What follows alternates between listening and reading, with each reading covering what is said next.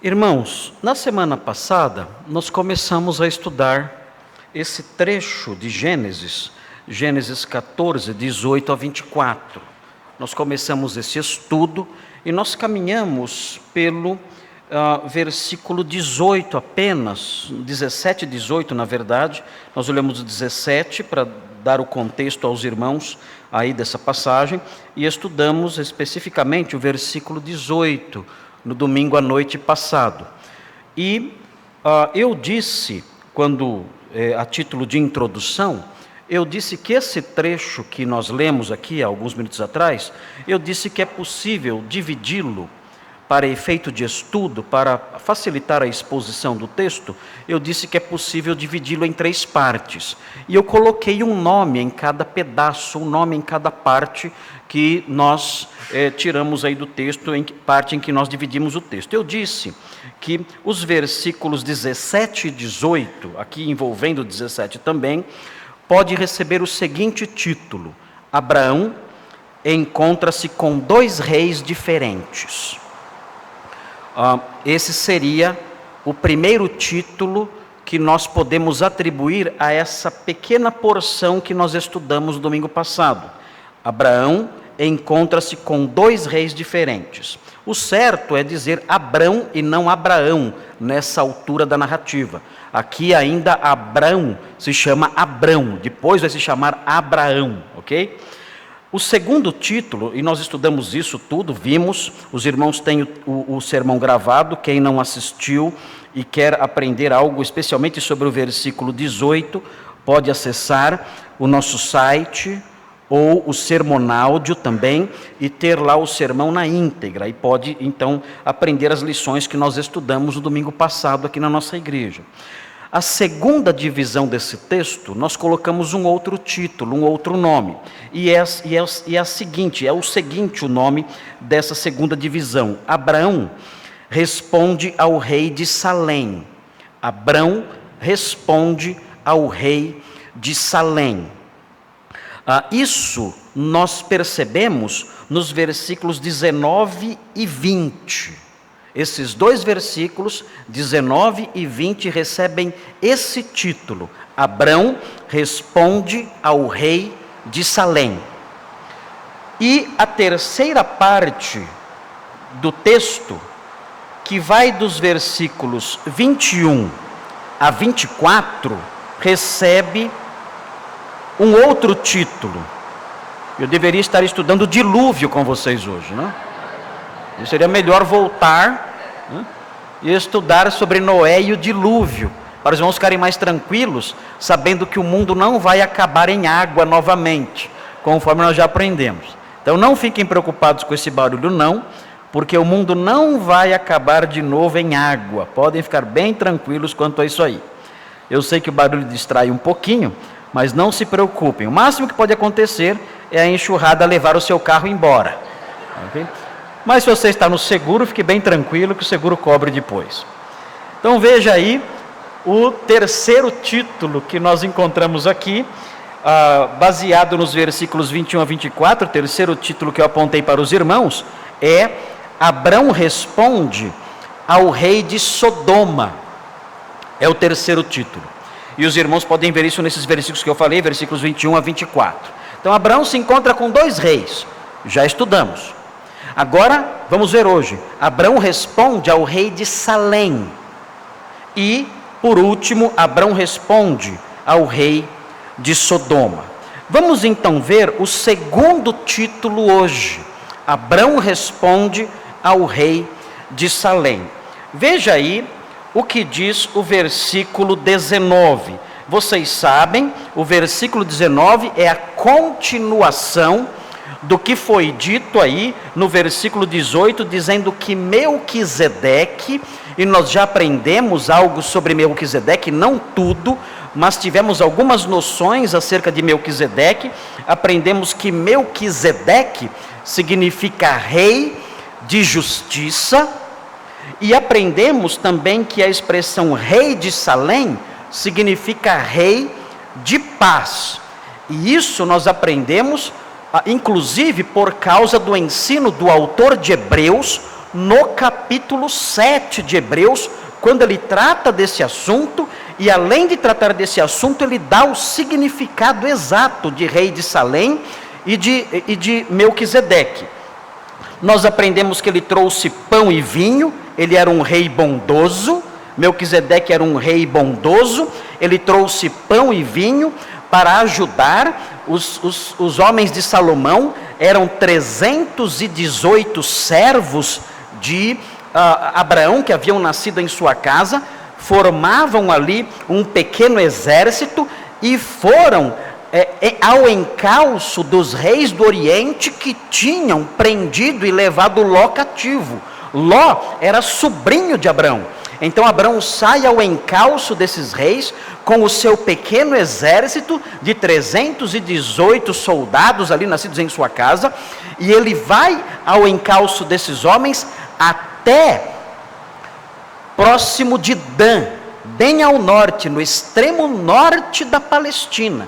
E ele então prepara uma emboscada à noite, ataca o exército dos reis do Oriente e consegue libertar Ló, e traz Ló de volta, e juntamente com outras pessoas e os bens que foram todos levados por aqueles reis também.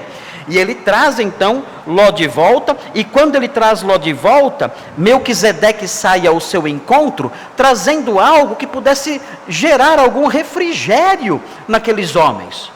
Eles haviam viajado a pé por um longo tempo, tinham cruzado desde Dan até Jerusalém, é uma longa jornada, talvez 3 dias talvez de jornada, caminhando ali, e chegaram então próximos ali do Mar Morto, próximos ali de Jerusalém, e chegando ali então, Melquisedeque vem ao encontro deles e traz então para eles ali esse sustento, pão e vinho, para revigorar as forças. Era um rei bondoso, não era somente um rei de paz e um rei de justiça, era também um rei extremamente bondoso, que faz isso. O texto fala que ele era sacerdote do Deus Altíssimo, e nós estudamos essa expressão no domingo passado, quando nós explicamos o significado de El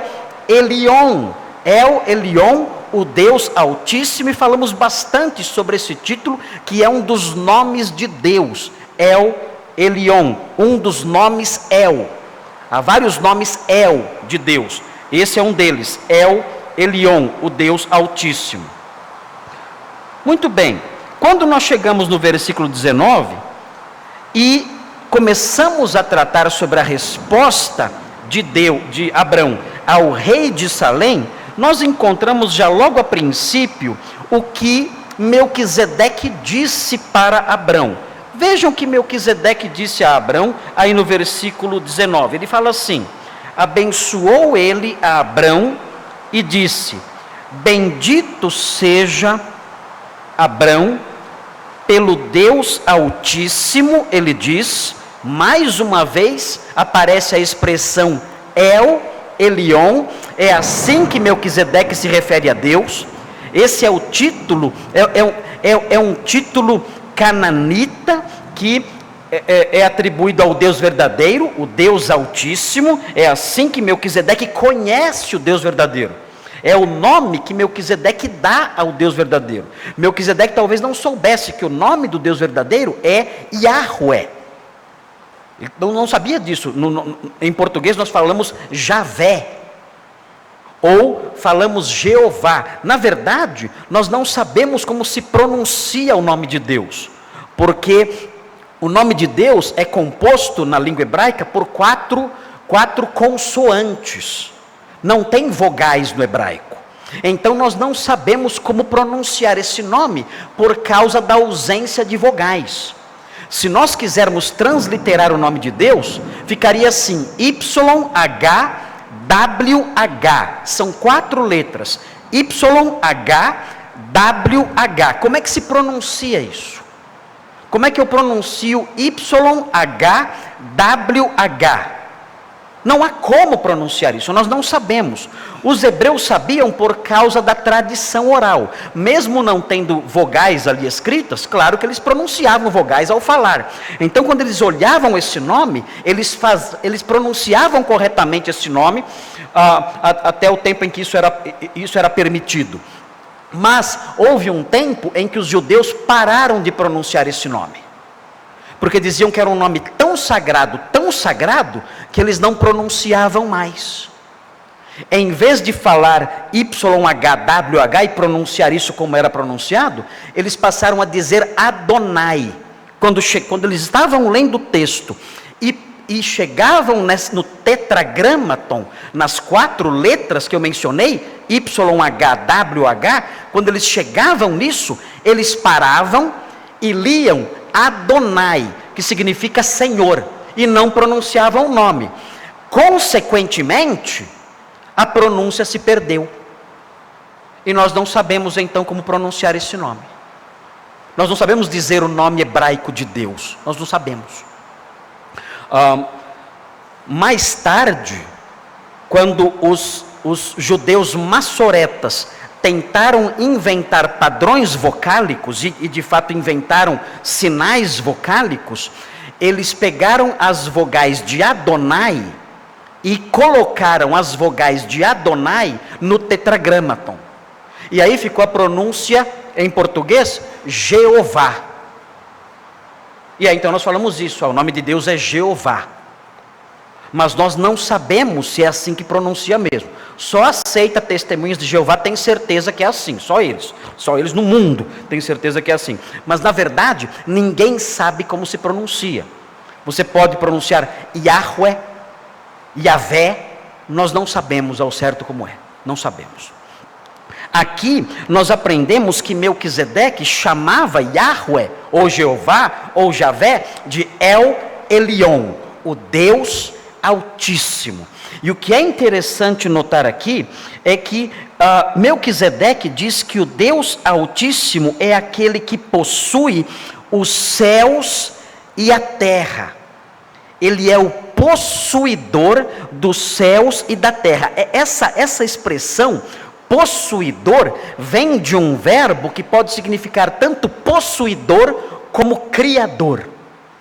E as duas coisas estão presentes aqui. Yahvé, ou El Elyon, é o criador e o dono do céu e da terra. E aqui Melquisedeque diz que Abraão, ele abençoa Abraão dizendo, bendito seja Abraão, que ele seja abençoado, que ele receba bênçãos especiais de El Elyon, que é o criador dos céus e da terra, e o dono de tudo. Ora, sendo dono de tudo, ele pode conceder o quê? Pode conceder qualquer coisa. Ele é o dono, ele é o possuidor, ele é o criador dos céus e da terra, ele é El Elyon, ele é o Altíssimo. E sendo assim, então, Melquisedeque olha para Abraão e o abençoa. Bendito Abraão, bendito seja Abraão pelo Deus Altíssimo, que o Deus Altíssimo, possuidor de tudo, abençoe Abraão, ou seja, que Abraão receba as bênçãos daquele que é dono de tudo. Que Abraão seja ricamente abençoado, porque não existe nada, absolutamente nada no universo que não pertença a El Elyon. Ele pode nos conceder qualquer coisa. É por ele que eu quero ser abençoado, porque ele dá do que ele tem. E o que é que ele tem? Tudo. Não existe absolutamente nada que ele não tenha. Ele é dono de tudo, de todo o universo e de toda a realidade material e imaterial. É o Senhor, soberano, possuidor, criador. Fora dele, nada existe. E Melquisedeque tem essa visão e o chama de Deus Altíssimo, o El Elyon, que é o possuidor de todas as coisas. Mas o que é curioso é a sequência das palavras de Melquisedeque. porque ele faz associações, outras associações com o nome El Elyon. Ele diz: e bendito seja o Deus Altíssimo. Note, primeiro bendito seja Abrão, agora bendito é o Elyon. Como pode ser isso? Como é que a gente pode abençoar Deus? Alguém aqui pode abençoar Deus? O que é isso? Abençoar Abraão, tudo bem, né? Que El Elyon abençoe aí Abraão. Mas como podemos abençoar Deus? O sentido presente aqui não é que eu vou abençoar, conceder bênçãos a Deus, não. É que eu vou pronunciar palavras de louvor a Deus, palavras de bem em relação a Deus. Eu vou pronunciar palavras boas, eu vou abençoar, eu vou dizer o bem acerca de El Elyon, eu vou enaltecer a sua grandeza, vou enaltecer a sua bondade no trato com suas criaturas. Como é que eu abençoo Deus? Como é que eu faço isso? É só eu entender a palavra abençoar num outro sentido, que é perfeitamente legítimo. É dizer o bem, é enaltecer, é reconhecer que El Elyon é a fonte de todo bem. E ele prossegue: bendito seja El Elyon, que entregou os teus adversários nas tuas mãos. Ele diz, ou seja, El Elyon não somente é aquele que abençoa sendo dono de tudo. El Elyon também é aquele que livra. A palavra entregar aqui é uma palavra com conotação militar. É entregar os inimigos nas mãos. Isso significa vencer os inimigos. O Senhor o entregou nas minhas mãos.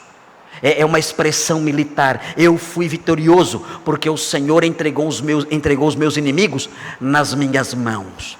E aqui nós vemos então uma conexão entre o Deus criador e dono de tudo e o Deus que livra, o Deus que liberta. E é interessante notar isso.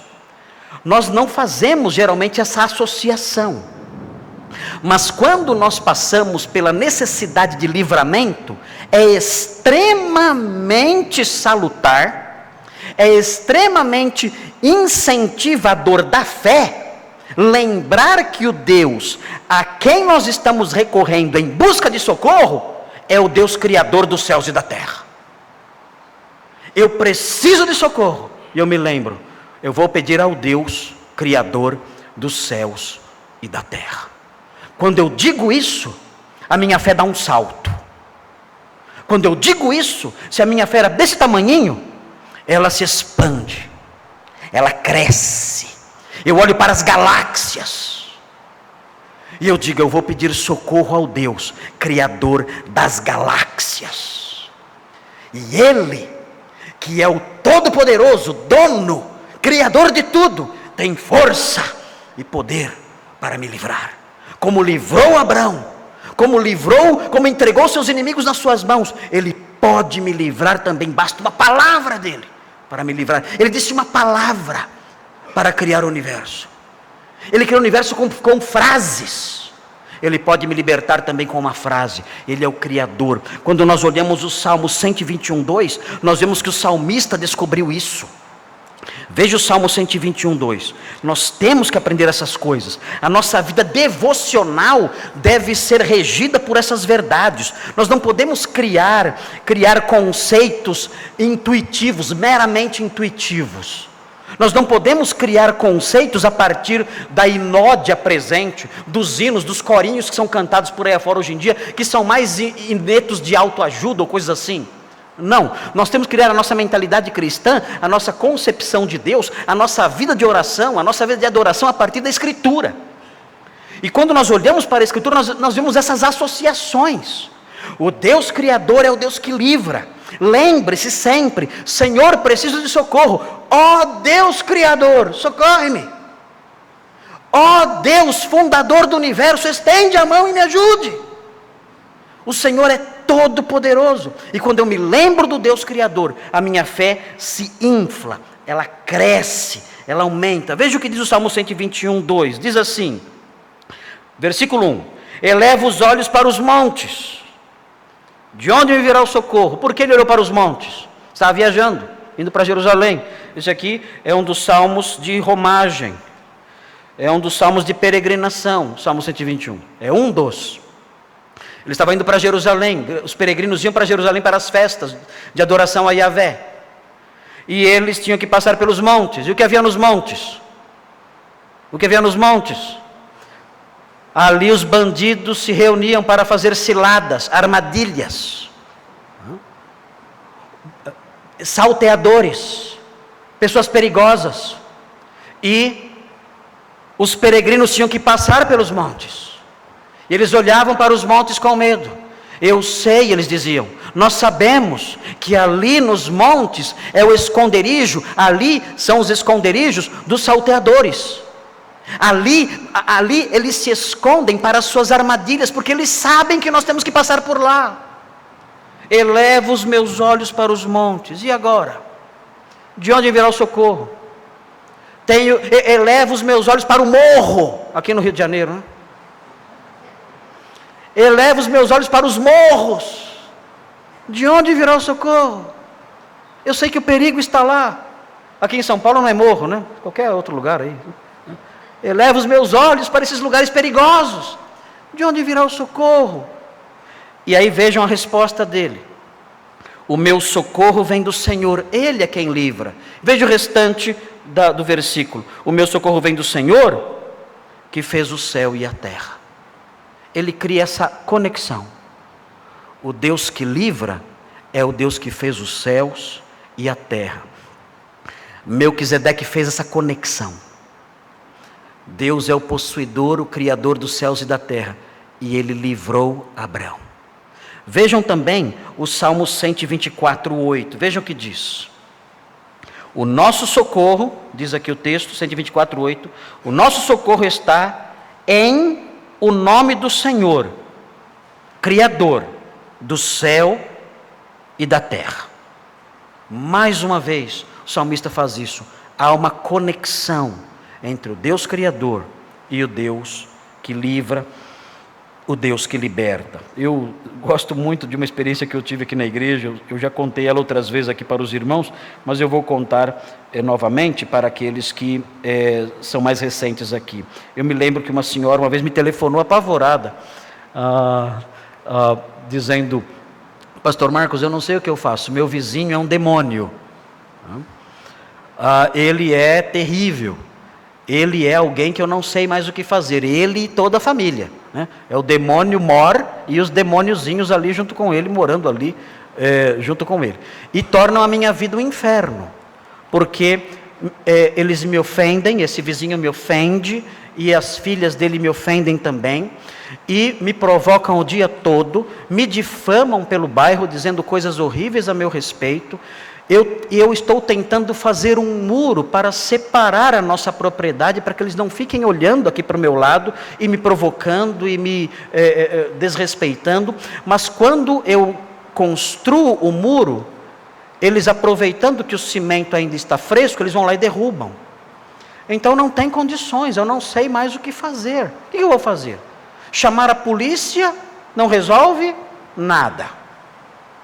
Tentar partir para a ignorância e gritar e xingar e brigar, isso tudo só vai piorar a situação, e eu nem sei fazer isso, sou uma crente. Como é que eu vou fazer?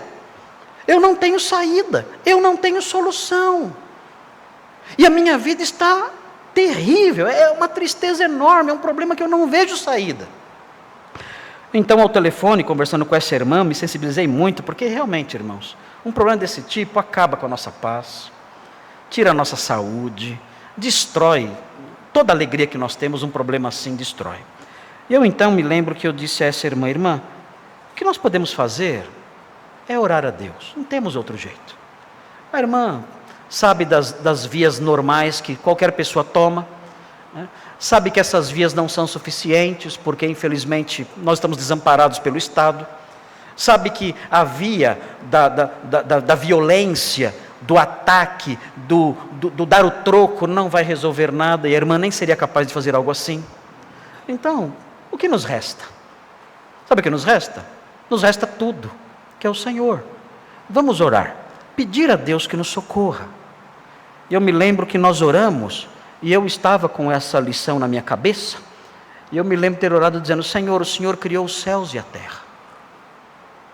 O Senhor é o Criador do universo. O Senhor criou o sol, as estrelas, a lua. O Senhor criou o mar, e o Senhor abriu o mar vermelho. O Senhor não só é o Criador de tudo, mas o Senhor também, além de ser o Criador de tudo, o Senhor domina sobre tudo. O Senhor tem um poder infinito, e nós imploramos, pedimos, que o Senhor use esse poder para resolver essa situação tão terrível. O Senhor é o Criador, o Senhor é o sustentador, o Senhor é o dono de tudo que há. Não há nada demasiadamente difícil para o Senhor. O Senhor criou as galáxias. Por favor, estenda a sua mão e resolva esse problema. Uma palavra sua, e esse problema desaparece. E oramos assim. E passou uma semana mais ou menos. E a irmã ligou de novo para mim. Ela disse: pastor, o senhor nem sabe o que aconteceu. O que aconteceu? O homem morreu. Falei: o quê? Esse homem morreu. Morreu? Como assim? Você, né? Não. Não sei. Não. Morreu. Morreu como? Assim, do nada? Pastor, foi almoçar, pegou o prato de comida, colocou lá a comidinha no prato, saiu lá fora, sentou e morreu. Morreu, sentadinho lá, morreu. Você está brincando? É. Eu falei: vamos orar mais então, quem sabe, né? Acaba com a família toda, né? Quem sabe? Não parar de orar um pouquinho, né? Vamos ver o que vai acontecer, né? E em face dessa morte, né? desse juízo tão severo, que nós cremos piamente que foi a ação de Deus, não tinha saúde normal, morreu. Em face dessa intervenção de Deus, conforme nós cremos piamente, foi a intervenção soberana de Deus, né? Houve um livramento maravilhoso. Aquela família se apagou, parou de incomodar, o muro foi construído e a paz foi restabelecida. Então, se você tiver algum problema, vem falar comigo que eu oro por você. Pense bem antes de pedir, né? Veja o que você quer. Veja bem o que você quer. Mas note, é como se Deus honrasse, é interessante notar esse episódio, é como se Deus honrasse a oração da fé. Deus honra a oração da fé. E como nós podemos pronunciar a oração da fé? Uma das formas como nós podemos pronunciar uma oração marcada pela fé é assim. Como nós podemos robustecer a fé na oração? Não estou dizendo que há orações mágicas, por favor, hein? Não estou dizendo que há orações que... essa reza pega. Não é isso que eu estou dizendo. Não estou dizendo que tem orações mágicas que funcionam, outras que não funcionam, nada disso. O que eu estou dizendo é que a oração da fé, ela é robustecida por essa realidade teológica. Ela é robustecida por essa realidade doutrinária. Quando nós oramos pedindo o socorro de Deus, lembrando que Ele é o Criador, a nossa fé se expande, ela cresce. E é como se Deus honrasse essa oração de fé, respondendo às nossas súplicas, segundo aí esse episódio que eu mencionei para vocês. Muito bem, mas o título dessa sessão é Abrão responde ao rei de Salém. Qual foi a resposta de Abrão ao rei de Salém? O rei de Salém disse isso: bendito seja Abrão pelo Deus Altíssimo, que possui o céu e a terra. Bendito seja o Deus Altíssimo, que entregou os teus adversários nas tuas mãos. E aí vem no versículo 20 a reação, a resposta de Abrão. Qual é a resposta de Abrão ao rei de Salém? Está aqui, muito claro, é uma frase apenas. O texto diz: e de tudo lhe deu Abrão o dízimo. E é aqui que os estelionatários da fé se aproveitam, né? Aqui é a festa. Aqui é a festa. Você quer ter vitória? E aí vai. Você tem 318 aí com você? E aí vai. Você tem os inimigos para vencer? Olha aqui. É um desvirtuamento completo do texto bíblico. Notem que Abraão teve a vitória antes de dar o dízimo. Começa por aí. Abraão teve a vitória antes de dar qualquer dízimo, dar qualquer coisa. Não tem conexão nenhuma entre a vitória de Abraão e o fato dele dar o dízimo. Deu o dízimo depois da vitória. Mas há sempre essas tentativas de mexer na história bíblica, mudar totalmente o que o texto ensina para atender aos interesses escusos dos estelionatários da fé. Notem, o que nós temos aqui nessa frase, e de tudo lhe deu Abraão o dízimo, nós temos aqui princípios perenes de contribuição presentes aqui. Por que eu digo que são princípios perenes de contribuição presentes aqui? A reação de Abraão foi um gesto de generosidade em relação a Melquisedeque, ao trabalho de Melquisedeque, ao sacerdócio de Melquisedeque. Essa foi a reação dele. Foi uma reação generosa a isso. E quando nós olhamos para esse texto e o seu lugar na Bíblia como um todo, nós podemos dizer que os princípios que emanam daqui são princípios perenes, porque isso foi dado antes da lei de Moisés. Isso aconteceu antes da lei de Moisés. Esse episódio, esse gesto de Abraão, aconteceu antes da lei de Moisés, que estabeleceu a regra e a norma do dízimo. Mas nós, cristãos, não estamos debaixo da lei de Moisés. Nós fomos libertos da lei de Moisés. A lei de Moisés foi retirada de sobre nós. Nós não vivemos mais debaixo da lei mosaica. Nós cumprimos aspectos morais da lei mosaica, porque o Espírito Santo que habita em nós, nos conduz à justiça que há na lei. Nós servimos então a Deus, vivenciando os aspectos morais da lei, não porque estamos debaixo da lei, mas porque o Espírito Santo que habita em nós, produz em nós esse tipo de conduta. Mas nós não estamos debaixo da lei. Nós fomos libertos do jugo da lei. O homem estava sujeito à lei, até que surgisse aquele que nos libertou dela. A lei nos serviu de aio, para nos conduzir a Cristo. Agora, tendo chegado a Cristo, nós não estamos mais sujeitos ao aio, como diz Paulo em Gálatas. Estamos livres da lei.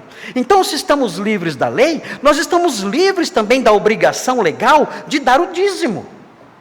Nós não estamos debaixo da ordem levítica de dar o dízimo. Nós não temos que trazer todos os dízimos à casa do tesouro. Nós não temos esse dever jurídico, esse dever legal, esse dever levítico, esse dever relacionado à lei mosaica. Não temos mais isso. Estamos livres disso. A lei mosaica, a antiga aliança, passou, foi dado lugar à nova. O livro de Hebreus fala que chegou agora uma nova aliança. Estamos debaixo de uma nova aliança, pelo menos de alguns aspectos dela. E não temos essa obrigação. Mas, quando nós olhamos para Abraão, nós vemos que ele fez isso antes da lei.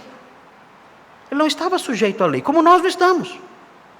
Ele não estava sujeito à lei, como nós não estamos, e mesmo assim, ele deu o dízimo.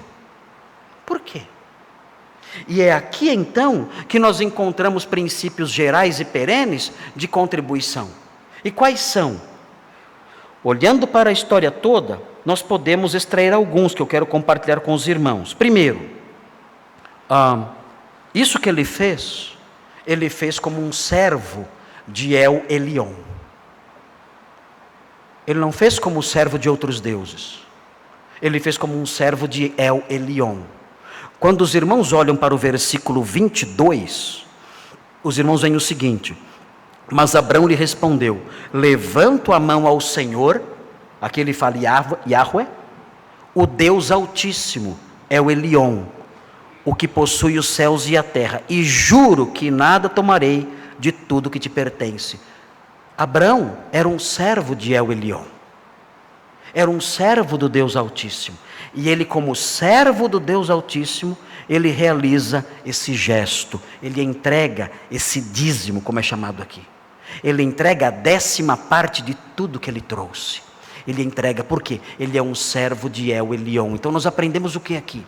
Nós aprendemos, para que eu realize um ato como esse, eu tenho que ser um servo de El Elyon. É por isso que no momento do ofertório aqui na igreja, nós dizemos: olha, para você participar desse momento, você tem que nascer de novo. Você tem que ser um crente em Cristo. Esse é um princípio perene da contribuição cristã. Você tem que ser um crente em Cristo para você apresentar aqui a sua oferta material. Do contrário, isso não fará o menor sentido. Em toda a Bíblia é assim que funciona. É o servo do Deus Altíssimo que faz ali a sua oferta. Em segundo lugar, um princípio importante aqui. Isso foi feito no campo material. A oferta de Abraão, o dízimo de Abraão, foi algo de natureza material. Ele não entregou o seu coração. O meu dízimo é o meu coração, é a minha alma, é o meu amor. Não, tudo isso é bonito, tudo isso é lindo demais, né? Mas não é disso que o texto está falando. O texto está dizendo aqui que Abraão deu algo material. Ele tirou dos despojos, ele tirou ali dos bens que ele trouxe e entregou ali a 10ª parte dos bens que ele trouxe.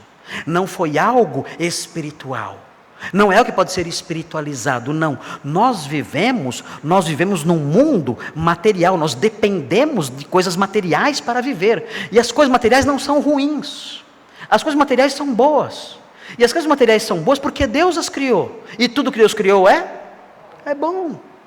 Deus criou as coisas materiais são boas, e Ele é honrado pelas coisas materiais também. É claro que eu tenho que dar meu coração, minha alma, meu amor, minha mente, tudo isso eu tenho que entregar a Deus, mas a Bíblia mostra que há uma outra forma, além dessas, de servir ao Senhor, e Abraão mostra isso, entregando bens materiais para o seu serviço.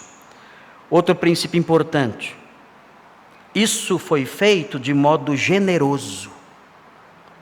Abraão, ele entregou a 10ª parte de tudo que ele trouxe.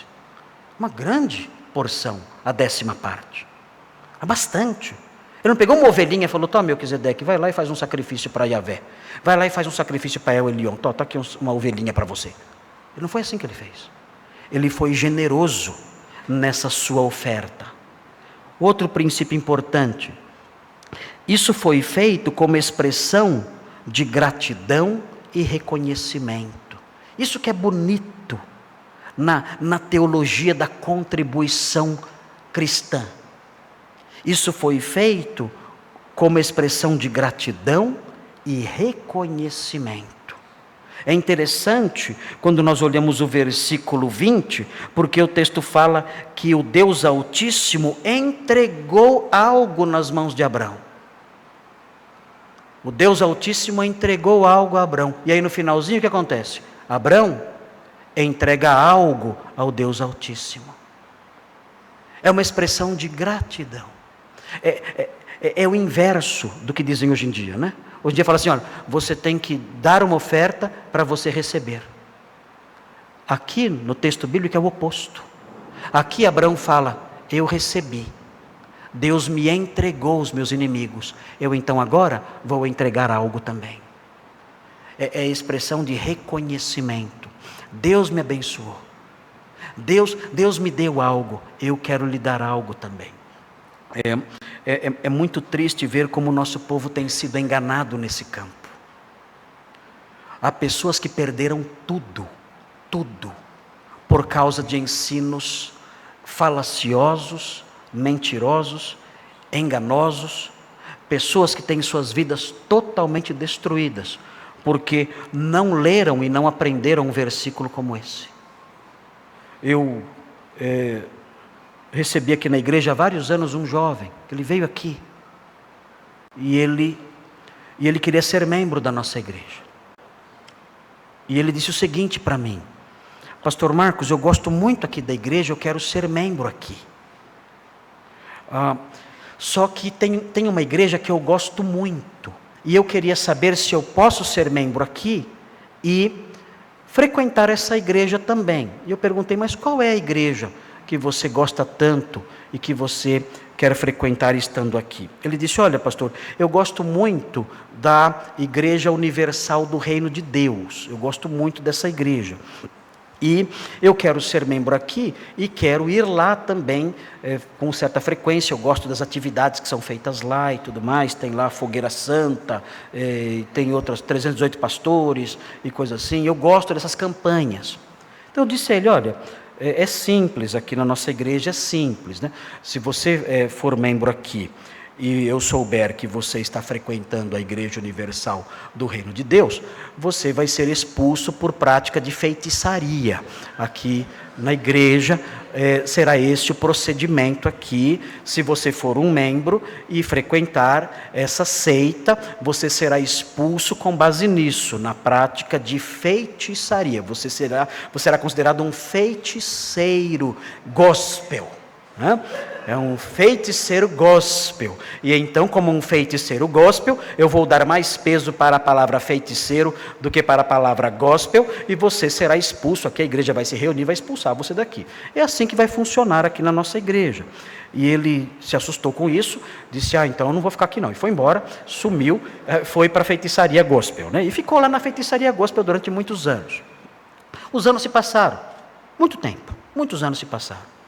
Um dia, não faz muito tempo, eu estava aqui, chegou um homem, sentou-se, eu conhecia de algum lugar, e eu, no final, cumprimentei. Ele disse: pastor, o senhor não lembra de mim? Eu falei: olha, vagamente. Ele disse: eu vim aqui para lhe pedir perdão. Eu falei: perdão pelo quê? O quê? Eu nem conheço você. Eu quero pedir perdão por não ter escutado o senhor. Mas o que houve? E aí ele me disse: eu sou aquele jovem, assim, assim, assim. Eu me lembrei dele. Ele disse: pastor, eu perdi tudo. Absolutamente tudo. E quando eu falo tudo, não pense só em bens materiais. Eu comecei a dar tudo para a igreja, como eles queriam que eu desse, para eu ficar rico. Eu acreditei nas promessas deles e dei tudo. Não recebi nada. Aí disseram que eu não tinha fé. Diante disso, diante do problema terrível financeiro, econômico, a minha esposa não suportando mais, ela me abandonou. Eu perdi minha esposa. Eu passei tanto nervoso que eu adoeci, adquiri um tipo de diabetes, meus dentes começaram a cair, até os dentes eu perdi. Para resumir, hoje eu moro na rua,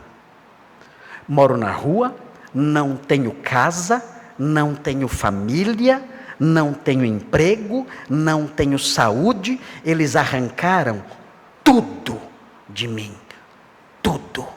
E eu vim aqui hoje para dizer: me perdoe, pastor, por não ter escutado o seu conselho. E foi embora, não apareceu mais. Nós não podemos brincar com os princípios da palavra de Deus, porque são princípios são princípios que, se não forem observados, eles levam à morte. As mentiras, os princípios opostos a esses, são princípios assassinos. O diabo é o pai da mentira e é assassino. Por que ele mente? Ele mente para matar, para destruir, para acabar com tudo. Por isso ele mente.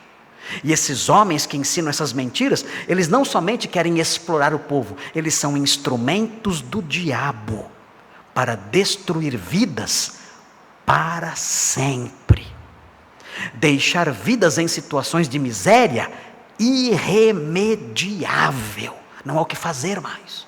Aquele homem é um moço que você olha, não há mais o que fazer. As perdas que ele sofreu são perdas irreparáveis. Isso aconteceu com ele, porque ele não aprendeu princípios elementares da palavra de Deus. Quando nós olhamos para a palavra de Deus, nós aprendemos acerca dessas coisas, e nós aprendemos num versículo como esse, que a oferta dada pelo servo de Deus é uma expressão generosa de gratidão e reconhecimento.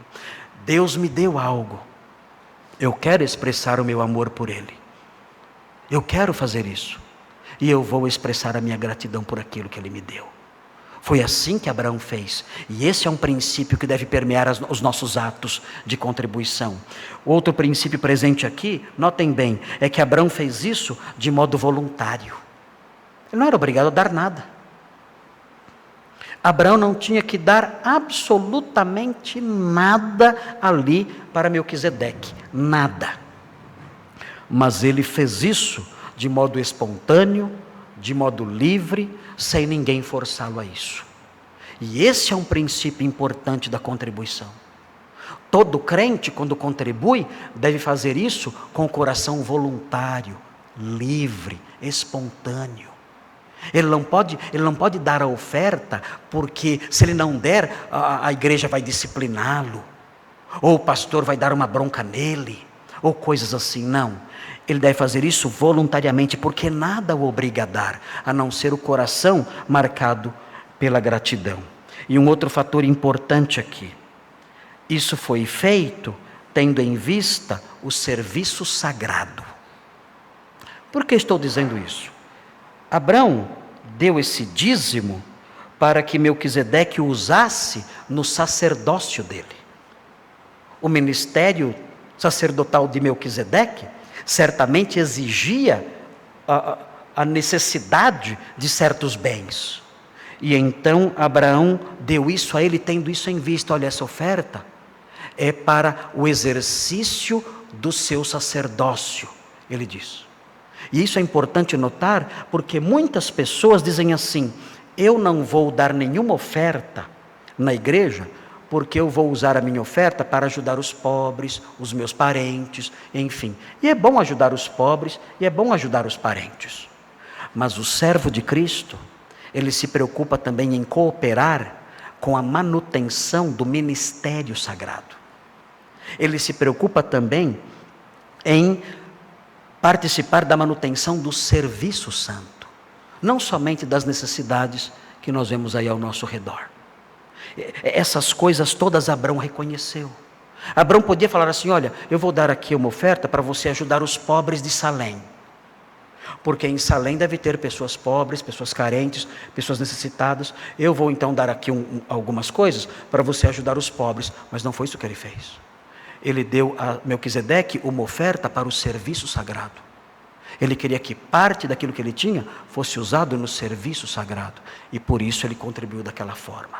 Então esses princípios presentes aqui devem ser a resposta do crente ao Deus Altíssimo nesse campo. Qual foi a resposta de Abraão às palavras de Melquisedeque? Abraão agiu. Diante das palavras de Melquisedeque, Abraão deu uma resposta. Abraão ouviu aquelas palavras de bênção, Abraão viu aquelas palavras de enaltecimento, de louvor, e ele teve uma reação. Que reação? Ele pensou: eu vou servir El Elyon, generosamente, e de modo voluntário e livre, ajudando através dessas dádivas, ajudando a realização do serviço santo. E fez isso, livremente, espontaneamente, como expressão de gratidão.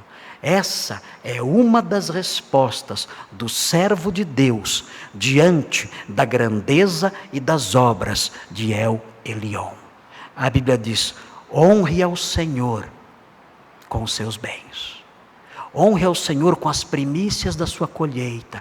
E ele, como servo de Deus que era, ele fez isso. Nós, irmãos, nós estamos livres da lei. Eu tenho mencionado isso aqui. Sempre que eu falo sobre ofertas aqui na igreja, eu realço: olha, se você não vai trazer a sua oferta voluntariamente, não traga. Se você não é crente, não traga a sua oferta. E talvez muitos irmãos olhem para isso como uma licença para nunca ofertarem nada, para nunca dar nada.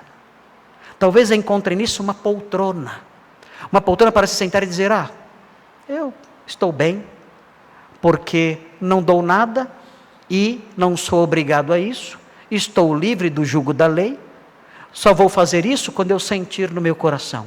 E então descansam numa poltrona falsa e nunca contribuem com nada. Essa reação não é a reação correta diante do Rei da Justiça, diante do Rei da Paz, diante do Deus Altíssimo. Isso, quando o pastor fala aqui: olha, você deve contribuir de modo voluntário, livre, movido por gratidão. Se você não sente essas coisas, isso deveria gerar arrependimento. Isso deveria gerar tristeza no coração. Isso deveria fazer com que você orasse assim, dizendo assim: Senhor, dá-me o coração de Abraão. Dá-me o coração de Abraão. Eu quero ter o coração de Abraão, que livremente, num gesto de gratidão, quis participar, quis cooperar com a realização do serviço sagrado. Essa foi a resposta dele às palavras de Melquisedeque. Quando ele ouviu as palavras de Melquisedeque, a resposta dele não foi um amém ou um aleluia. Não foi assim. Ele não gritou, aleluia, amém. Não, ele não fez isso. Ele agiu de certo modo. Ele agiu de um modo prático que mostrou a sua gratidão e o seu interesse na realização do serviço a El Elyon. E fazendo assim, ele mostrou aí princípios fundamentais para nós hoje. Nós também temos que dar respostas a El Elyon. Nós também temos que ter reações também às palavras de Melquisedeque. Nós vamos ouvir as palavras de Melquisedeque e ter respostas a isso. O Senhor é aquele que criou todas as coisas. O Senhor é aquele que livra. Qual é a minha resposta a isso? A minha resposta é uma resposta de consagração, de gratidão. É uma resposta que envolve generosidade. É uma resposta que envolve a preocupação com a manutenção do serviço sagrado. É essa a minha resposta a El Elyon. E essa resposta é livre, é espontânea, é alegre. É assim que é a minha resposta. E se alguém não tem essa resposta, deveria dizer, Senhor, me ajude, me perdoe. Eu quero ter a reação de Abraão diante de El Elyon. Eu também tenho um Melquisedeque. Eu também tenho um rei de paz. Eu também tenho um rei de justiça. Eu também comi o pão que ele trouxe. Eu também bebi o vinho que ele trouxe. Eu também voltei cansado da batalha. E ele me alimentou. E ele me sustentou. E ele me abençoou e me livrou. Eu quero também ter a reação de Abraão. Ter a resposta de Abraão. Mostrando quanto eu sou grato a Ele. E quero fazer isso de modo alegre, espontâneo, livre. Eu quero ser assim. Eu quero que essa seja a minha resposta ao meu Melquisedeque, a El Elyon. E eu digo isso aos irmãos. E os visitantes podem fechar os ouvidos agora um pouquinho. Eu digo isso aos irmãos, porque eu suspeito que muitos irmãos não tem tido essa reação, a reação de Abraão. Não tem. Na nossa pequena igreja, na nossa igreja que depende tanto desse tipo de reação, muitos irmãos não têm tido o coração de Abraão. Não tem. E com isso, o trabalho da igreja sofre limitações. Com isso, o avanço dos nossos objetivos sofre atrasos. Porque muitos irmãos não têm tido a reação de Abraão. Muito bem. Queridos, este aqui é o item 2. A resposta de Abrão ao rei de Salém. Esse é o item 2. E eu quero pedir licença para os irmãos agora, porque antes de entrar no item 3, que eu não quero pregar hoje, eu não quero falar sobre o item 3 hoje. Não quero falar porque não vai dar tempo. Mas eu quero fazer uma pequena digressão agora aqui. O que é uma digressão? Uma digressão é uma saída do assunto. Eu quero sair um pouquinho do assunto. Mas não vou falar sobre política, sobre Bolsonaro, sobre nada disso. Não é uma saída tão grande do assunto assim. Não. É uma saída do assunto que tem um linkzinho lá com o assunto. Eu quero compartilhar com os irmãos algumas reflexões sobre a figura de Melquisedeque. Os irmãos vão me dar licença para isso. Eu vou sair então um pouquinho de Gênesis 14 agora, e eu quero fazer um comentário então de nota de rodapé, eu quero fazer uma digressão breve sobre Melquisedeque. O nosso tempo ainda permite isso, eu não sei quanto tempo faz que eu estou pregando. Faz quanto tempo que eu estou pregando? Ninguém sabe? Não? Nós temos então pelo menos mais 2 horas pela frente, nós temos. Então, nós vamos prosseguir mais um pouquinho. Se eu não conseguir terminar a minha digressão, eu continuo a minha digressão no domingo que vem. E aí eu faço a digressão a princípio e depois continuo com o item 3. O item 3 aqui, a resposta de Abrão ao rei de Sodoma. É importante esse texto, porque assim como nós temos que imitar Abrão na resposta dada ao rei de Salém, nós também temos que imitar Abrão na resposta dada ao rei de Sodoma. O problema de muitos crentes é que eles abrem os braços para o rei de Sodoma e saem correndo do rei de Salém. Se afastam do rei de Salém. Em vez de dar as boas-vindas ao rei de Salém, dão as boas-vindas ao rei de Sodoma. E não pode. Nós temos então que aprender qual foi a resposta que Abraão deu ao rei de Sodoma. E veremos isso no próximo domingo. Mas eu quero fazer essa digressão antes. Porque eu não sei quando eu vou ter outra oportunidade de fazer essa digressão. Porque Melquisedeque só é mencionado agora no Salmo 110, versículo 4. Então, se eu não fizer essa digressão sobre Melquisedeque agora, até eu chegar no Salmo 110, 4... no ritmo que eu caminho, eu vou ter 370 anos de idade, talvez. Quando eu chegar no Salmo 110. Acho que um pouco mais, talvez. Então eu não posso esperar chegar no Salmo 110, 4. Eu ainda estou em Gênesis 14. Né? E os irmãos sabem que eu não sou nenhum jovenzinho, né? Já passei dos 30. Né? Os irmãos sabem disso. Né? Que eu já passei dos 30. Então eu quero fazer a digressão agora.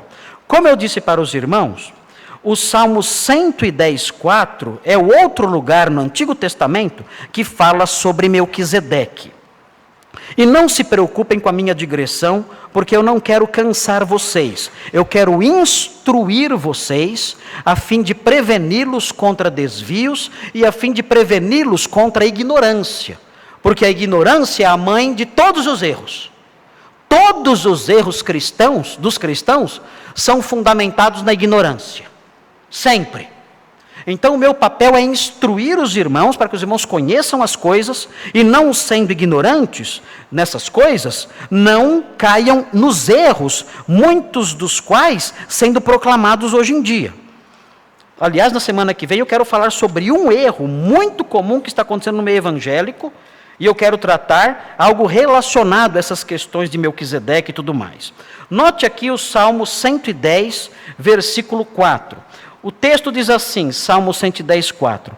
O Senhor jurou e não se arrependerá. Tu és sacerdote para sempre, segundo a ordem de Melquisedeque. Aqui novamente Melquisedeque sendo mencionado. Ele é mencionado então em Gênesis 14 e é mencionado no Salmo 110, 4. E quando ele é mencionado no Salmo 110, 4... o consenso geral, a interpretação comum e correta, inclusive dos apóstolos do Novo Testamento, é que esse salmo é um salmo messiânico. Esse é um salmo que diz respeito a Jesus Cristo. O Senhor jurou e não se arrependerá. Tu és sacerdote para sempre, segundo a ordem de Melquisedeque. Porque nós sabemos que esse salmo é um salmo messiânico. É um salmo que diz respeito a Jesus. Por causa do versículo 1. Veja o que diz. Disse o Senhor ao meu Senhor. Vejam. Aliás, o próprio Senhor Jesus usou isso em Mateus 22 para defender a sua messianidade. O texto diz, disse o Senhor ao meu Senhor. Quem está dizendo isso? Davi. Davi está dizendo que o Senhor falou algo ao Senhor dele. Jesus disse para os seus oponentes em Mateus 22, de quem o Messias é filho? E responderam, de Davi. Então Jesus respondeu, então por que Davi lhe chama de Senhor? Por que Davi chama o Messias de Senhor? Se Davi é o pai do Messias, por que Davi chama o Messias de Senhor? O Messias não é filho dele? E ele cita esse salmo, disse o Senhor ao meu Senhor, assenta-te à minha direita, até que eu ponha os teus inimigos debaixo dos teus pés. Quando Jesus usou esse salmo, ele estava defendendo a sua divindade, dizendo, olha, realmente, o Messias é filho de Davi, mas ele é também Senhor de Davi. Ele é também rei de Davi, ele também é Deus de Davi. Por isso Davi disse sobre ele, disse o Senhor ao meu Senhor. porque ele reconhecia que o filho dele, o Messias, era Senhor dele também, era divino. De forma que o próprio Senhor Jesus reconheceu o Salmo 110 como sendo um salmo messiânico. Um salmo que fala sobre Jesus Cristo, um salmo que fala sobre Ele próprio, sobre o Senhor Jesus, e diz: o Senhor jurou e não se arrependerá, dizendo ao Messias: Messias, tu és sacerdote para sempre, segundo a ordem de Melquisedeque. E o autor de Hebreus pega esse salmo e se escora nesse salmo para explicar que Jesus é um sacerdote. Lendo o Salmo 110 e reconhecendo que o Salmo 110 é dirigido ao Messias, e sabendo que o Messias é Jesus, ele pega esse salmo para provar que Jesus é um sacerdote. E mais, ele pega esse salmo para provar que Jesus é um sacerdote superior aos sacerdotes levíticos. Porque ele não era sacerdote segundo a ordem aarônica. Ele não era sacerdote segundo a ordem dos levitas. Ele era sacerdote segundo a ordem de Melquisedeque. E isso é tão forte, o autor de Hebreus relaciona isso com de modo tão intenso, que muitos pensam que Melquisedeque, no capítulo 14 de Gênesis, é na verdade Jesus que apareceu. Porque nós temos algumas aparições da segunda pessoa da Trindade no Antigo Testamento. Nós chamamos isso, os teólogos chamam isso de cristofania. Cristofania é uma manifestação da segunda pessoa da Trindade ao tempo do Antigo Testamento. Sempre que Jesus aparece no Antigo Testamento, isso é chamado de cristofania. E muitos dizem, aqui em Gênesis 14, quando Melquisedeque aparece, isso é uma cristofania, é uma manifestação de Cristo ao tempo do Antigo Testamento. E, ainda que essa visão não seja uma visão herética, nada disso, parece que isso não está muito correto. Parece que o que nós temos aqui em Gênesis 14 não é uma cristofania, mas o que nós temos aqui é o que nós chamamos de um tipo de Cristo ao tempo do Antigo Testamento. Por que nós podemos dizer isso? Um símbolo de Cristo ao tempo do Antigo Testamento. Por que nós podemos dizer isso? Porque a linguagem de Hebreus 7, quando ele trata sobre esse assunto, parece ser essa. Então veja Hebreus 7, veja o que diz Hebreus 7. Olhe Hebreus, começando aí com o capítulo 6, no versículo 19 e 20. Diz assim, Hebreus 6, 19 e 20. Diz assim, Hebreus 6, 19 e 20. Fala sobre a esperança e diz: a esperança é a âncora da alma. Olha que bonito, hein? A esperança é a âncora da alma, segura e firme, e que penetra além do véu. Além do véu é uma expressão para se referir ao Santo dos Santos, no templo de Deus. O autor de Hebreus compara as realidades terrenas do templo terreno ao templo celeste. É como se no céu houvesse um templo também. E ele diz no versículo 20, que Jesus, como precursor, entrou por nós além do véu. Ou seja, Jesus entrou no Santo dos Santos, como sumo sacerdote. O que o sumo sacerdote fazia no Santo dos Santos? Ele fazia expiação pelos pecados do povo. O autor de Hebreus faz essa analogia. Ele diz, olha, Jesus também entrou no Santo dos Santos, além do véu. Ele fez isso. Ele também é um sacerdote diferente, é um sacerdote da ordem de Melquisedeque. Ele também entrou no Santo dos Santos, como sacerdote de Deus, e se tornou sumo sacerdote para sempre, ele diz, e veja o final, segundo a ordem de Melquisedeque. O que o autor de Hebreus está dizendo aqui é o seguinte, olha, quando o Senhor Jesus morreu na cruz do Calvário, e fez expiação pelos nossos pecados, é como se ele tivesse entrado no Santo dos Santos. E ali, no Santo dos Santos, como o sumo sacerdote levítico fazia expiação pelos pecados do povo uma vez por ano, ele ali fez expiação pelos nossos pecados na cruz do Calvário. Foi como se ele tivesse entrado no Santo dos Santos celeste, para fazer expiação pelos nossos pecados. Ele realizou isso ali na cruz do Calvário. E ele diz, na sequência, ele começa a falar sobre Melquisedeque. Ele menciona, ele fala que Jesus é da ordem de Melquisedeque, que realizou essa expiação a nosso favor, e ele explica então quem é Melquisedeque, usando o texto de Gênesis.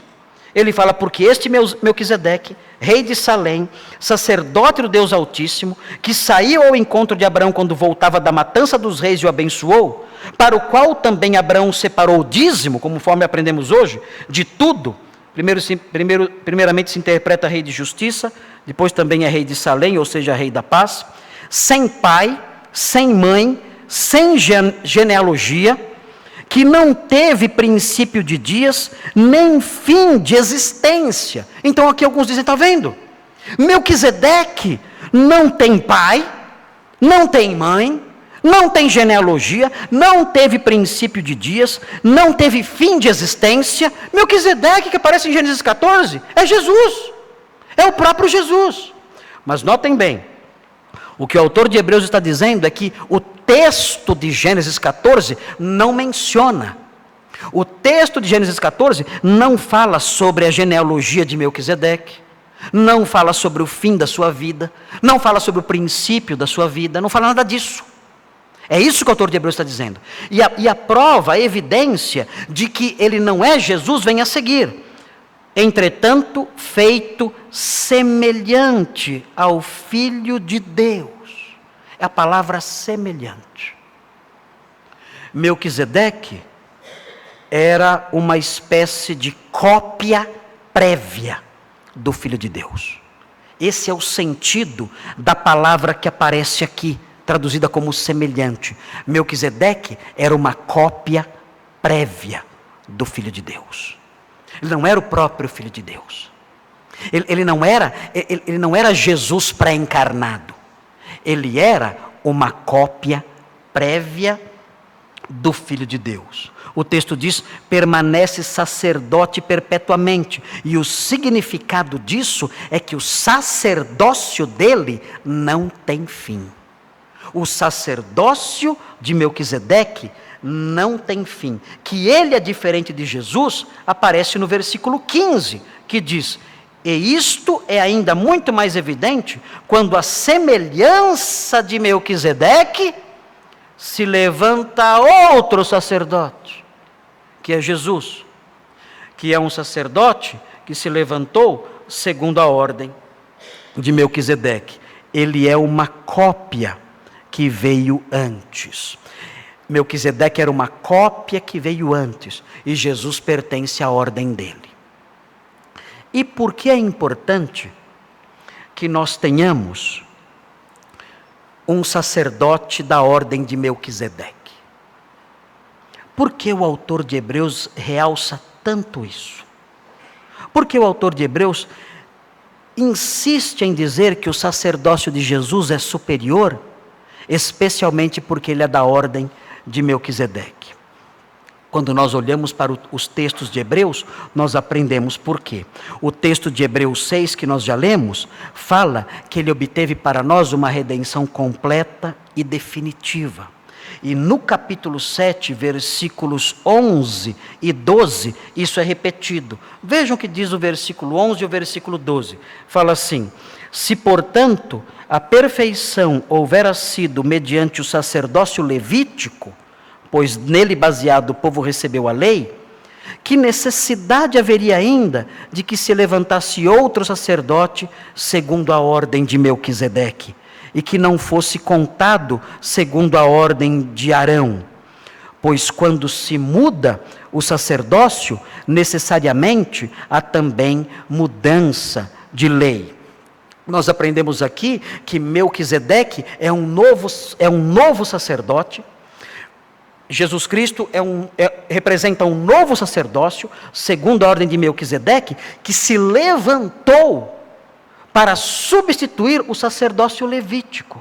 E isso é importante por quê? Porque a mudança de sacerdócio implica mudança de lei. Isso significa que nós não estamos mais debaixo da lei mosaica. E isso é muito importante. É muito importante sabermos que não estamos debaixo da lei mosaica. Porque a lei mosaica é definida no Novo Testamento como um ministério de morte. Quem quiser viver de acordo com a lei, certamente morrerá. Porque quem não permanecer em todos os princípios da lei mosaica, deve morrer. E aí nós perguntamos, quem é capaz de permanecer debaixo de todos os princípios da lei mosaica? Quem? Ninguém. Então foi importante o surgimento de um outro sacerdote, de uma outra ordem, da ordem de Melquisedeque, porque mudando o sacerdócio, houve mudança de lei. E havendo mudança de lei, nós não estamos mais sujeitos à lei mosaica. Estamos sujeitos a um outro sacerdócio, o sacerdócio de Melquisedeque, que não tem conexão nenhuma com a lei mosaica. E estando sob esse sacerdote, nós não estamos mais sujeitos a certas prescrições. Por que nós não guardamos o sábado? Porque estamos livres da lei levítica. Por que nós não temos reservas alimentares? Por que nós comemos carne de porco? Todo mundo comeu pernil aqui, no Natal. Por que nós comemos essas coisas? Não temos reserva nenhuma acerca disso. Porque estamos debaixo de um outro sacerdócio. Nós estamos debaixo do sacerdócio arônico, conectado à lei levítica. Nós estamos debaixo do sacerdócio de Melquisedeque, que não tem conexão nenhuma com essas leis. O livro de Hebreus diz, no capítulo 13, versículo 9, ele diz, não vos deixeis envolver por doutrinas várias e estranhas, ele diz. Porque os leitores de Hebreus estavam querendo voltar para o sacerdócio levítico. Estavam querendo se colocar de novo debaixo da lei levítica. Estavam querendo se colocar de novo debaixo do sacerdócio arônico. E o autor de Hebreus diz, não vos deixeis envolver por doutrinas várias e estranhas, porquanto que vale é estar o coração confirmado com graça, e não com alimentos. Quem tentava confirmar o coração com alimentos? Os que se sujeitavam à lei mosaica. Ele diz, não com alimentos, pois nunca tiveram proveito os que com isto se preocuparam. O autor de Hebreus diz, nós que estamos debaixo de um outro sacerdócio, nós não temos que nos preocupar com essas questões alimentares, a não ser para cuidar do colesterol, quem é mais gordinho. Mas por questões bíblicas, por questões de obediência à palavra de Deus, nós não temos que nos preocupar com isso. Nós não temos que guardar o sábado. Nós não temos que obedecer às normas cerimoniais judaicas, os ritos judaicos. Nós não temos que nos sujeitar às restrições alimentares da lei levítica. Nós não temos nem mesmo que ter a obrigação de dar o dízimo, nada disso. Nós estamos livres da lei, porque estamos debaixo de um outro sacerdócio, o sacerdócio de Melquisedeque. Então é importante sabermos isso e termos um outro sacerdote, por essas duas razões. O sacerdócio de Melquisedeque envolve um sacerdócio perene. O próprio Senhor se entregou como sacerdote da ordem de Melquisedeque e realizou uma expiação definitiva. Ele tem um sacerdócio perene, que não muda com o tempo, é algo imutável. A redenção que ele obteve para nós é uma redenção definitiva, completa, total. No sacerdócio levítico era diferente. Todo ano tinha que ser feita expiação. Todo ano.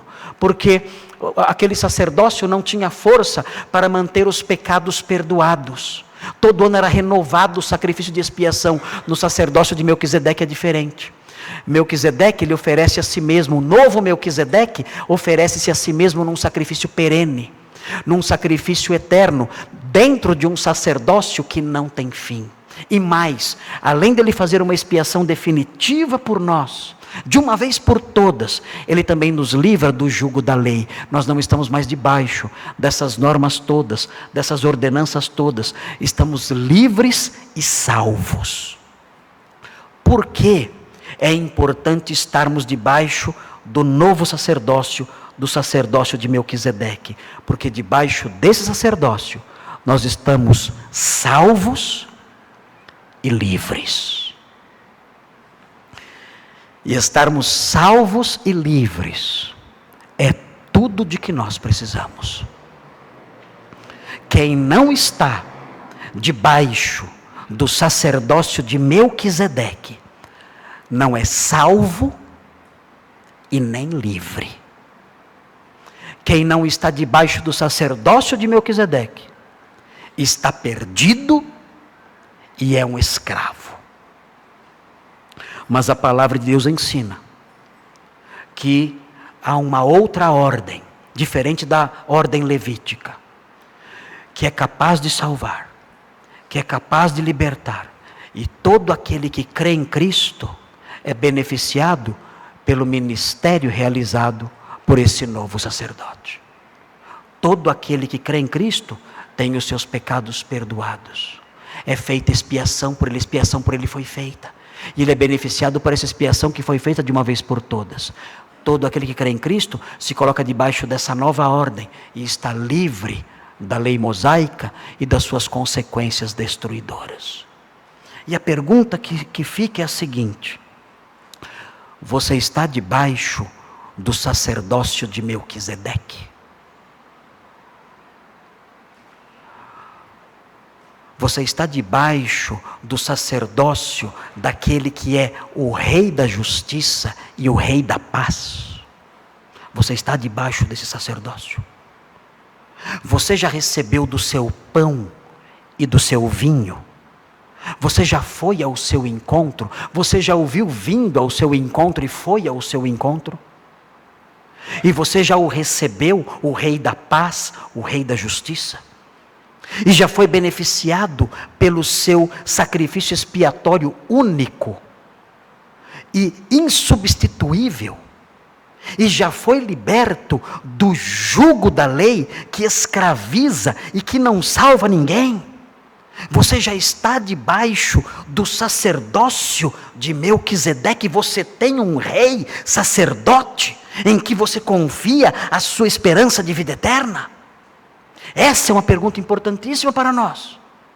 E se você não tem isso, é necessário que você, como Abraão, se dirija a Melquisedeque e receba do seu pão e do seu vinho e diga: Senhor, eu quero receber os benefícios do sacerdócio de Melquisedeque. Eu quero receber os benefícios da sua obra expiatória. Eu quero receber os benefícios da sua obra libertadora. Eu quero estar debaixo do seu sangue expiatório. Eu quero estar debaixo do seu livramento da lei mosaica. Eu quero receber os benefícios do ministério do novo Melquisedeque. E quem não tem isso, não é liberto e não é salvo. Nos dias atuais, nós temos visto uma ênfase muito grande na preocupação dos evangélicos com a tentativa de se salvar mediante as obras da lei, por meio das obras da lei. Seitas têm crescido no nosso meio. O meio evangélico tem sido invadido por uma seita perigosíssima chamada Adventismo do Sétimo Dia. E muitos crentes acreditam que essa seita é, na verdade, uma igreja evangélica, que tem algumas visões diferentes, mas não é. Adventismo do Sétimo Dia é uma seita perigosa. E é uma seita perigosa porque essa seita, ela como que rejeita os efeitos do sacerdócio de Melquisedeque e tenta colocar novamente os crentes debaixo das ordenanças levíticas, fazendo com que eles confiem na guarda de mandamentos para serem salvos, e dizendo que quem não obedece os mandamentos tem a marca da besta. E assim estão perdidos. Existe hoje em dia a necessidade de uma ênfase renovada na doutrina cristã. Na doutrina cristã que mostra, olha, houve o surgimento de uma nova ordem, de um novo sacerdócio. Um novo sacerdócio que é antigo. Um sacerdócio que já existia, que existia lá em Gênesis. E que Jesus veio e como que o restaurou. O sacerdócio de Melquisedeque. Que envolve o sacrifício dele mesmo como expiação pelo pecado. E a libertação do homem da lei. E todo aquele que crê em Cristo é beneficiado por esse sacerdócio. Nós vamos orar. Na semana que vem nós vamos terminar esse trechinho de Gênesis 14. E na semana que vem eu quero falar um pouco mais sobre esse problema que tem acontecido hoje em dia, ligado ao adventismo do sétimo dia, irmãos. E por que eu quero falar sobre isso na semana que vem? Eu vou contar para os irmãos na semana que vem um pouquinho da história dessa seita e falar o que essa seita propõe na semana que vem. E eu quero fazer isso porque eu tenho visto que pastores dessa seita estão pregando em igrejas evangélicas, igrejas batistas, instituições presbiterianas. Eu tenho visto preletores cristãos ortodoxos, crentes de verdade, participando de congressos adventistas, especialmente sobre criacionismo. Isso tem acontecido. Cientistas cristãos, criacionistas, participando de congressos criacionistas, promovidos pelos adventistas. E eu quero falar para os irmãos acerca dos perigos dessas coisas, alertar os irmãos acerca disso, porque essa seita tem feito avanços no meio evangélico, e tem corrompido a fé de muitas pessoas com doutrinas falsas. Os falsos mestres misturam verdades com mentiras. Eles unem as duas coisas. E isso confunde as pessoas. Quando eu misturo verdade com mentira, fica difícil fazer a distinção. É o que Irineu de Leão dizia, é como você colocar gesso no leite. Você não consegue distinguir. Você bebe o leite achando que ele é bom. Mas o leite está contaminado com gesso, não dá para perceber. Quando você bebe, você sente que existe algum gosto diferente, mas você não sabe explicar ao certo o que é. E é isso que o adventismo faz. O adventismo coloca gesso no leite e serve para as pessoas beberem. As pessoas pegam um copo bonitinho e bebem. Estranho alguma coisinha. Tem algo estranho aqui, não tem gosto de cristianismo direito, né? Tem alguma coisa estranha, não é um gosto de cristianismo puro, mas acho que passa, e bebem. E gesso no leite mata com o tempo. Com o tempo, aquilo envenena você e destrói você. Então, nós temos que ter cuidado. Isso tem acontecido de modo muito sutil no meio evangélico. Pessoas têm agido de modo desavisado e têm dado espaço para essa seita. E essa seita tem crescido e ganhado espaço entre os evangélicos de verdade. Entre batistas, presbiterianos, entre pastores ortodoxos, estão dando espaço para essa seita perigosa. Nós temos que tomar cuidado e na próxima semana eu quero falar um pouco mais sobre isso, apontando para os irmãos a história dos adventistas e também algo da doutrina deles, mostrando o quanto isso contraria o que nós temos aprendido nesse texto de Gênesis 14. Vamos orar pedindo a Deus que nos abençoe. Senhor Deus, nós agradecemos ao Senhor por esse texto de Gênesis 14, agradecemos pela resposta de Abraão ao rei de Salém e o modo como essa resposta nos ensina. Nós agradecemos também porque esse texto fala de Melquisedeque. E agradecemos porque o Salmo 110 mostra que essa ordem sacerdotal é a ordem sacerdotal do Messias. E nós agradecemos porque o texto de Hebreus mostra que essa ordem sacerdotal do Messias é uma ordem, ó Deus, cujo sacerdócio que ele exerceu faz expiação ou fez expiação pelos nossos pecados. E mais do que isso, nos livrou do jugo da lei. Muito obrigado, porque nós não estamos mais debaixo do sacerdócio arônico. Muito obrigado, porque não estamos mais debaixo da lei, das prescrições levíticas. Muito obrigado, porque fomos libertos disso. E estamos agora debaixo de um novo sacerdócio, sob uma nova lei. Muito obrigado por isso. Ajuda-nos, ó Deus, a vivermos essa liberdade de modo santo e responsável. E nós pedimos também por aqueles que não foram ainda beneficiados pelo sacerdócio de Melquisedeque, do Rei de Justiça, do Rei de Paz. Ó Deus, que essas pessoas conheçam a sua redenção, que essas pessoas se aproximem do Senhor Jesus Cristo, o Rei de Justiça e Rei de Paz, e supliquem a Ele o seu perdão e a sua graça. E suplicando o seu perdão e a sua graça, sejam perdoados, tenham os seus pecados lavados e sejam beneficiados pela libertação que Ele dá da lei mosaica. Nós pedimos essas bênçãos, nós agradecemos por essas coisas, em nome de Jesus. Amém.